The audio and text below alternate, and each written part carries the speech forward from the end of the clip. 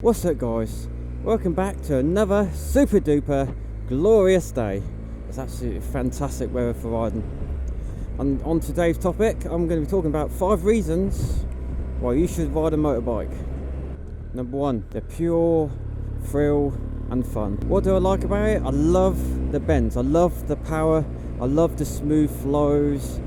I mean, with British roads it can be a little bit rough, but once you're in Europe, in Switzerland, there's a road that's so smooth, it's just like gliding on ice. It's just not gliding on ice, but you're gliding along and it's so smooth. And that's what I love about motorbiking. It's just pure getting out and fun. Which brings me to the second one, the freedom. It's freedom. The touring, it's a big old wide world up there.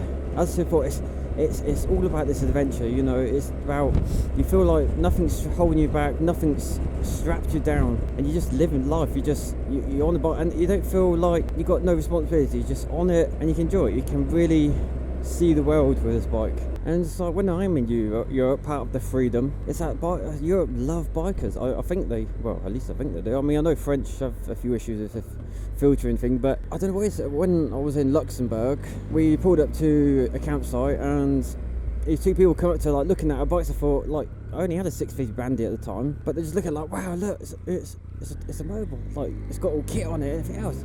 And I'm thinking, like, it makes me happy because I thought, wow. And if like you ever ride in Europe, people don't give the head nods like usually in the UK, but they always do the peace sign. I suppose because you're on the right side, it's easier to do the peace sign to respect the fellow riders. But it's so nice. I just love touring around Europe. I've only been there once, but I only did it about 10 days, and every single day was absolutely fantastic. I mean, I had a miss up with Italy, but that's for another story. But with the freedom part, you don't actually always need a destination. I mean, it's just nice getting out on a Sunday ride, going anywhere. You might stop at a local cafe. Sometimes having a destination I find helps, but sometimes it's just nice to pick a road and see where it goes and just carry on through the country lanes and see where you end up. So my third point, big biker groups. I don't know what it is, but wherever you go, there's just thousands and thousands of bikers. And one thing I like to do every single year that I've only just started, so I think I've been there 3 times, is ride to the wall. And it's one of the biggest biker meets you ever could be. It must be over about 10,000 bikers at least. You've never seen so much.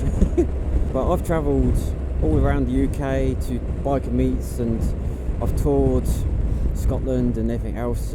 But wherever you go, there's bikers everywhere. One of my favourites is Great Yarmouth Takeover, because I can go down and see my nan because she lives in Yarmouth. I don't know what it is, but you're in the same zone as everyone. But a lot of bikers are so nice.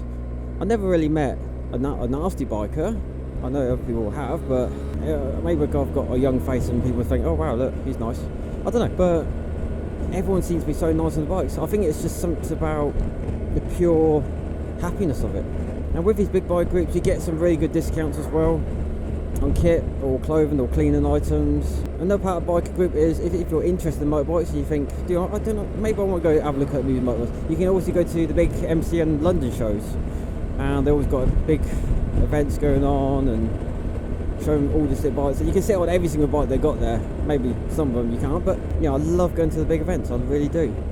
Even if it's just by myself, I still love getting that experience. And the ride down to as well. I mean, going to the London one is not so great because it's just the motorway all the way there. You could take the back roads, but it'll take a little bit longer. So, which leads me on to the 4th one, the commuting. Now, I used to commute quite a lot to work. If I lived further away, I probably would commute, but I only live 3 miles, so yeah, I'll take my cycle bike now. But with commuting, it can actually save a lot of cash, because when I first got into motorbiking, I was actually on the mopeds, going back and forth to my job, and you can filter with care.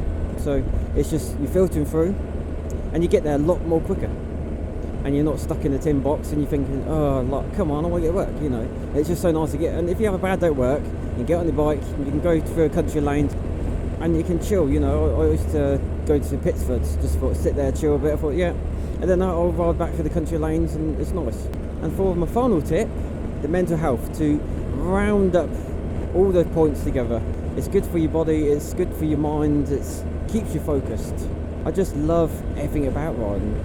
And this goes back to riding around Europe, and you see so many different sides, and it's really good for your brain. It's because as I say, it's like if you have a stressful day, you get on your bike, you think, do you know what, I can really go for a nice chill ride, and you can literally move with the bike, and it's a slow move. And I think with the Tiger 1200, what I love about it is that it's got the power. So if I really want to have a bit of a thrash, not too fast, but you know, then I can in some ways. And then, you know, you can lean it. But then other days I think, do you know what, I fancy a nice cruise for the country, and you can literally just cruise it, and you admire all the scenery, I think, that you see.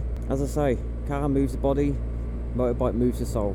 And I say with friends and family, it's like I've got my dad and brother that's into biking, and we go a few bits touring, and I enjoy it. I enjoy everything about riding, just the whole aspect of living on a bike. I'm going with it is good for your mind. I always like to try to think 2 seconds ahead, because when I am riding, and if you get yourself into a routine of thinking 2 seconds, because you've got to expect the unexpected. So you come back to his corner, you think a little bit quick around the corner. If the car's coming, you can quickly whip back in. And that's one thing I'm going to do, is take my advanced biker test, because it shows that if you're going around the corners, stick to the left side so you can see further around that corner, and you got a nice smooth flow. That's it. It's nice. It's just nice to.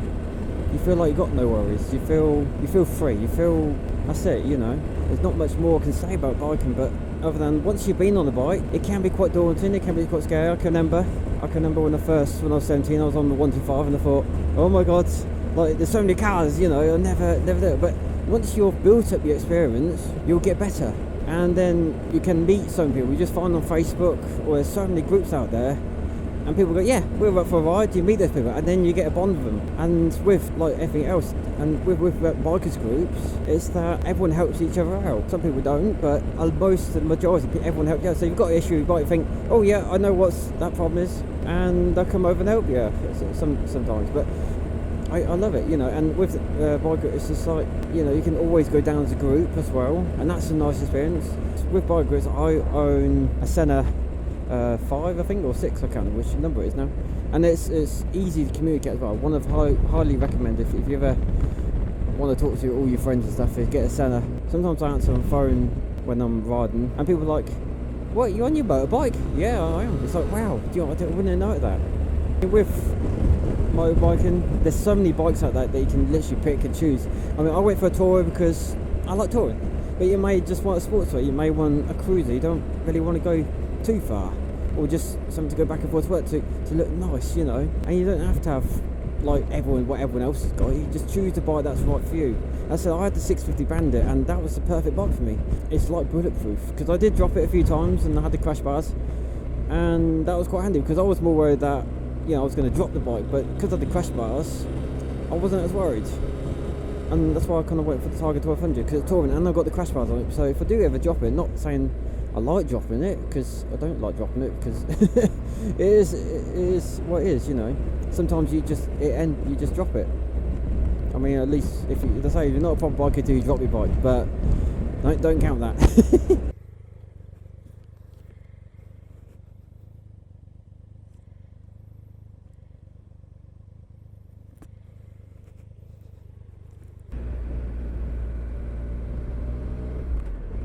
As I say, it's like one of the best things I love about riding.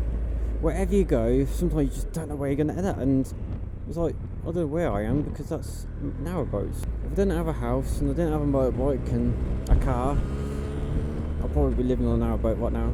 But I love having a motorbike. I love having my own space, so I've got my own house. Anyway, they are my 5 tips on why you should ride a motorbike. If you like what you see, like, subscribe, and stay tuned for more content. Take care, look after yourselves.